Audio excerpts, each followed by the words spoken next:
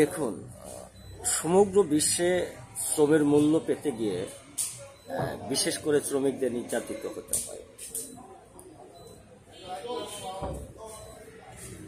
এবং এটি আমরা প্রতিনিয়তই দেখছি।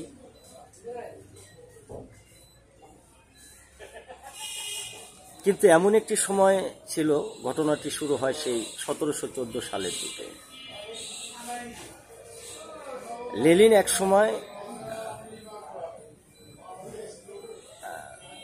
তার বাবার কারখানাতে যায় এবং গিয়ে তখন কারখানাতে দেখে যে কিছু ওয়ার্কার কাজ করছে আর কি, কিছু না অনেক ওয়ার্কার কাজ করছে আর কি।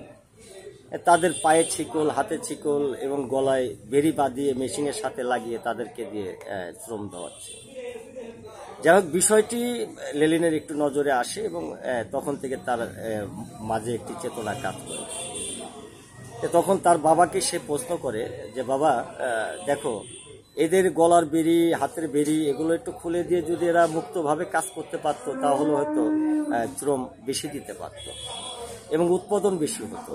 যাই হোক, বিষয়টি তখন লেনিনের বাবার নজরে আসে এবং তাদেরকে পর্যায়ক্রমে আর কি খুলে দেওয়া হয়।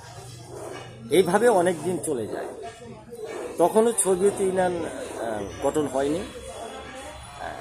কমিউনিস্ট আন্দোলনের একটি অংশ তখন ছিল আর কি।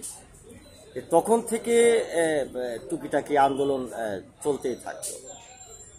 যখন এক সময় দেখা গেল যে তাদের সকল শ্রমিকদের একটু উন্মুক্ত করে দেওয়া হলো, তখন সেই সময় আন্দোলনের একটি ধারা চলে আসলো আর কি। সেই আন্দোলনগুলো কেমন? মালিকের কাছে বলা হলো যে আমাদের একটি বাসস্থানে থাকার মতো একটি পরিস্থিতি করে দেন, যাতে আমরা সারাদিন শ্রম দেই, 16 ঘন্টা, 17 ঘন্টা, 18 ঘন্টা শ্রম দেই, আমরা একটু বাসায় গিয়ে যাতে একটু ঘুমাতে পারি আর কি। তখন বিষয়টি দেখলাম যে ওরা তো এত কিছু তো ভাবিনি, যাই হোক ওদেরকে একটু ঘুমানোর জন্য ব্যবস্থা করে দেওয়া। তখন ছিল দাস প্রথা।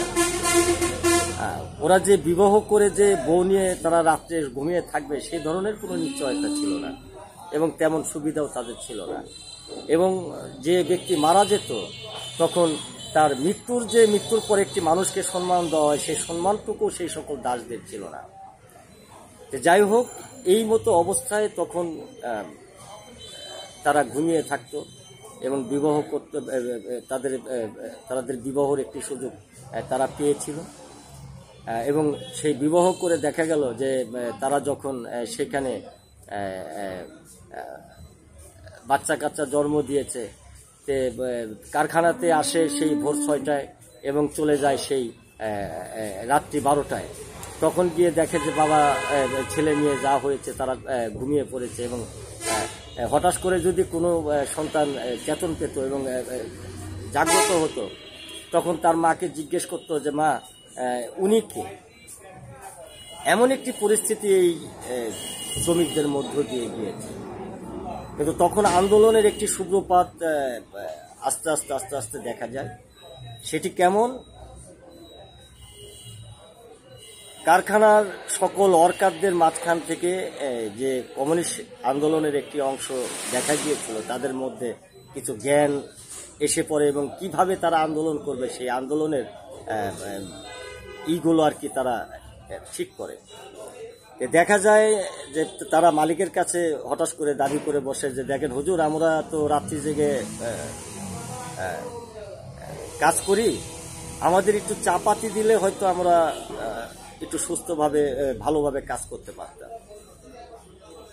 তখন চিন্তা ভাবনা করে দেখে যে না, একটু চাই তো চেয়েছে, যাই হোক, যা তোদের জন্য আমরা 5 চামচ করে চা বরাদ্দ করে দিলাম।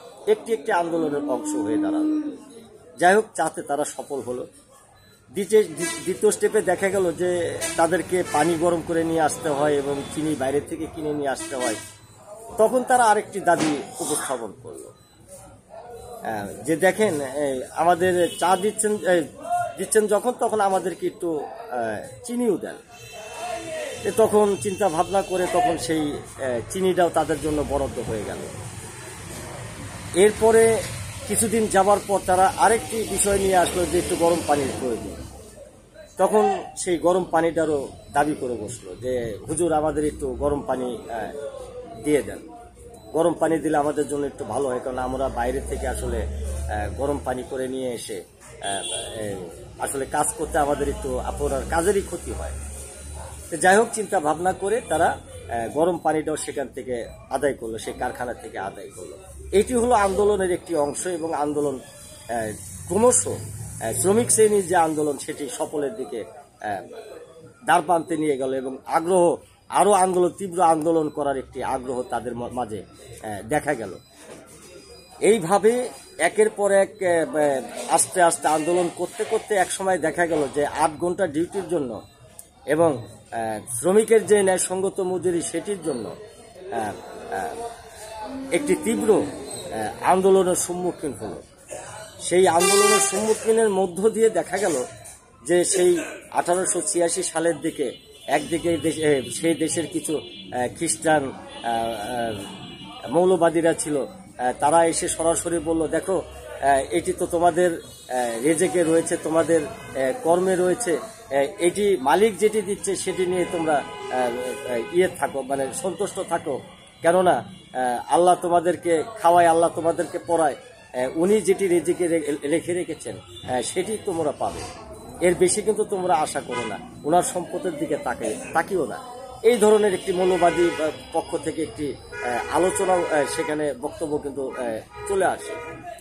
যাই হোক, এটি চলে আসার পরেও কিন্তু সেই সকল আন্দোলনকারীরা সেই আন্দোলন কিন্তু থামেনি। তখন দেখা গেল যে সেই আন্দোলনকে সফল করতে গিয়ে প্রায় সেই 1886 সালের চিকাগো শহরে সম্ভবত 5 জন শ্রমিক নিহত হয়, এবং সেটি যে 1886 সালে ঘটেছিল সেটি কিন্তু নয়, সেটি 1714 সাল থেকে শুরু করে 14 সালের পরবর্তী সময় এই ঘটনাটি ঘটে থাকে। কিন্তু তখন একটি ক্রমশ দেখা যায় যে পাশাপাশি সোভিয়েত ইউনিয়ন আস্তে আস্তে তারা রাজ্য গঠন এই দেশ গঠন করে নিয়ে তারা কমিউনিস্ট শাসনতন্ত্র তারা ক্রমশ সমগ্র বিশ্বব্যাপী তারা শুরু করে। এই শুরুর মধ্য দিয়ে এক সময় দেখা যায়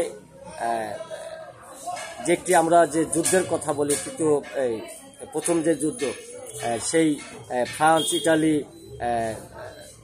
এবং জার্মান দেখা যায় যে একটা যুদ্ধ, সেই যুদ্ধে দেখা যায় যে যুদ্ধের চলাকালীন বিশ্বযুদ্ধের পরবর্তী সময় আমরা পরবর্তী সময় এসে এই 1886 সালটাকে বেছে নিয়ে বিশ্বের এই 8 ঘন্টা ডিউটি এবং শ্রমিকের যে ন্যায়সঙ্গত মজুরি সেটির বিষয়ে তারা একটি সিদ্ধান্ত নেয়, এটি আন্তর্জাতিক ভাবে। আমরা আসলে আমি ওইভাবে বক্তব্য দিচ্ছি না এবং ওইভাবে হয়তো কথা বলতে পারছি না, কেননা দোকানে বসে আছি, চারিদিকে আসলে বিভিন্ন লোকজন যায়। যাই হোক, আজকে আমার যেটি মনে হয় যে আগামী দিন আমি জাগো বাংলাদেশ গার্মেন্টস শ্রমিক ফেডারেশনের কেন্দ্রীয় সাংগঠনিক সম্পাদক হিসেবে একটি কথাই বলবো যে বাংলাদেশের যে সকল শ্রমিকাগণ রয়েছেন, এবং সেটি শুধু পোশাক শিল্প নয়, সকল শিল্প প্রতিষ্ঠানের যে সকল শ্রমিকরা রয়েছেন, আপনাদের আসলে এটি জানা প্রয়োজন, এবং বিশেষ করে শ্রম শক্তি কতটুকু একটি দেশের জন্য ভূমিকা রাখে, এবং আমার ন্যায়সঙ্গত মজুরির জন্য, আমার অধিকারের জন্য যে সংগ্রামের প্রয়োজন, সেটির জন্য আমাদেরকে একত্রিত থাকতে হবে এবং একত্রিত থেকে আমাদেরকে আদায় করতে হবে। নইলে আমরা যেটি দেখেছি, সেই পূর্বেও মালিক শ্রেণীর কাছ থেকে আমাদের শ্রমের মজুরি নিতে গিয়ে দেখা গিয়েছে যে আমরা গুলিবিদ্ধ হয়েছি, এবং এই যে আমরা একটি আধুনিক এখন বিশ্ব, আমরা ক্রমশ আধুনিকের দিকে যাচ্ছি, সভ্যর দিকে যাচ্ছি, এখনও কিন্তু সেই মালিক শ্রেণীর কিন্তু স্বভাব চরিত্র কিন্তু কোনো পরিবর্তন হয়নি, এবং সেই পরিবর্তনের লক্ষ্য কিন্তু আমরা দেখি না। আর দেখি না বলেই আমাদের একটি বিষয় লক্ষ্য রাখতে হবে যে আমাদের কোনো পতাকা নেই, আমাদের পতাকার রং হচ্ছে লাল, যেটি রয়েছে, এবং সেই লাল পতাকাকে বাস্তবায়ন করতে গেলে, শ্রমিকদের আজকে রাষ্ট্র ক্ষমতায় আসতে গেলে, এই শ্রমিকরা যতক্ষণ পর্যন্ত রাষ্ট্র ক্ষমতা দখল করতে না পারবে, শ্রমিকরা যতক্ষণ পর্যন্ত রাষ্ট্র পরিচালনা করতে না পারবে, ততক্ষণ পর্যন্ত আমাদের শ্রমিক শ্রেণীর মানুষের কোনো মুক্তি আসবে না, শ্রমিক শ্রেণীর ভাগ্যের কোনো পরিবর্তন হবে না। কেননা আমরা যে সকল রাজনৈতিক দলগুলো দেখি বাংলাদেশে, যে সকল প্রবীণ ব্যক্তিত্ব দেখি, যাদেরকে আমরা সম্মানী মনে করে আমাদের এই আধুনিক যুগে এসে আমরা ভোট দেই, আমাদের ভাগ্যের কোনো পরিবর্তন হয় না। সেই পরিবর্তনের দিক আজকে আমাদেরকে আসতে হবে এবং বিশেষ করে আমরা আমাদের শ্রমিক শ্রেণীর আন্দোলনকে গড়ে তুলতে হবে এবং শ্রমিকের একতা করতে পারে একটি রাষ্ট্রকে, সেই শ্রমিক বান্ধব সরকার তৈরি করতে এবং শ্রমিকের সরকার তৈরি করতে একটি রাষ্ট্রকে পারে। আজকে সেই আশা এবং সেই ব্যক্ত রেখেই মহান মে দিবসের সকল শহীদদের প্রতি আমি গভীর শ্রদ্ধার সহিত তাদের আত্মার মাগফিরাত কামনা করছি এবং সেই সাথে বিশেষ করে বাংলাদেশের এবং সমগ্র বিশ্বের যে সকল শ্রমিক শ্রমিকাগণ রয়েছেন তাদেরকে আন্তরিকভাবে অভিনন্দন জানাচ্ছি যে আপনারা এই দিবসটিকে যথাযথভাবে পালন করবেন এবং মনে রাখবেন শ্রমিকের রক্ত লাল, শ্রমিকের পতাকাও লাল এবং এ থেকে আমাদের ফিরে আসতে হবে এবং রাষ্ট্রীয়ভাবে আমাদের ন্যায়সঙ্গত যে অধিকার সেটি আদায় করতে হবে। এই ব্যতীত আজকে শ্রমিক শ্রেণীর মানুষের ভাগ্যের কোনো পরিবর্তন হবে না এবং পরিবর্তনের জন্য আমাদের সংগ্রামের প্রয়োজন রয়েছে, আমাদের একতা থাকার প্রয়োজন রয়েছে এবং আমাদের দুনিয়ার মজদুর এক হও এই স্লোগানের প্রয়োজন রয়েছে। সকলকে ধন্যবাদ।